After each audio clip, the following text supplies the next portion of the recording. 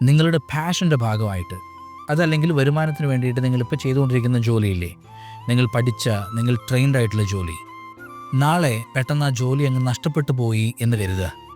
ഈ ഭൂമിയിൽ നിന്ന് അങ്ങനെ ഒരു പ്രൊഫഷനേ ഇല്ലാതായി. അങ്ങനെ സംഭവിച്ചു കഴിഞ്ഞാൽ പിന്നെ നിങ്ങൾക്ക് എന്ത് ജോലിയെ ചെയ്യാൻ സാധിക്കുക? വേറെ എന്ത് സ്കില്ലാണ് നിങ്ങൾക്കുള്ളത്? എപ്പോഴെങ്കിലും അതിനെക്കുറിച്ച് ചിന്തിച്ചിട്ടുണ്ടോ?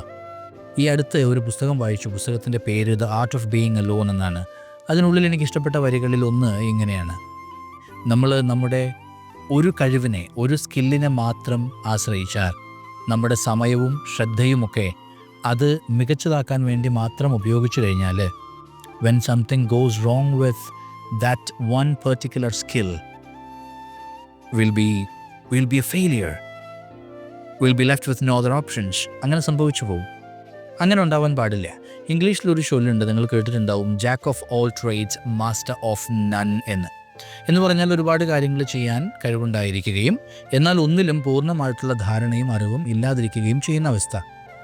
എനിക്ക് തോന്നിയൊരു കാര്യം, jack of all trades master of none എന്ന് പറഞ്ഞില്ലേ, അത് ചെറുതായിട്ടൊന്ന് മാറ്റിയിട്ട് jack of all trades master of one എന്നാക്കണമെന്നാണ് ചിന്ത. എങ്ങനെയാണ്?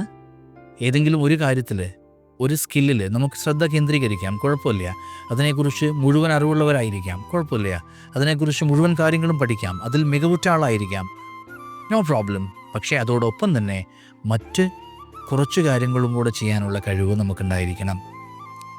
ഒരിക്കലും ഈ ഒരു കാര്യമുണ്ടല്ലോ, നമ്മൾ പൂർണ്ണമായിട്ട് അറിവ് നേടിയ ഒരു കാര്യം, പൂർണ്ണമായിട്ട് നമ്മൾ ഷാർപ്പൺ ചെയ്തു വെച്ചിരിക്കുന്ന ഒരു സ്കില്ല്, അതിനെന്തെങ്കിലും സംഭവിച്ചു പോയി കഴിഞ്ഞാൽ, അല്ലെങ്കിൽ അതിൻ്റെ ആവശ്യം ഇനിയില്ല എന്നൊരവസ്ഥ വന്നു കഴിഞ്ഞാൽ, നമുക്കൊരിക്കലും മറ്റൊരു ഓപ്ഷൻ ഇല്ലാത്ത അവസ്ഥ ഉണ്ടാവാൻ പാടില്ല.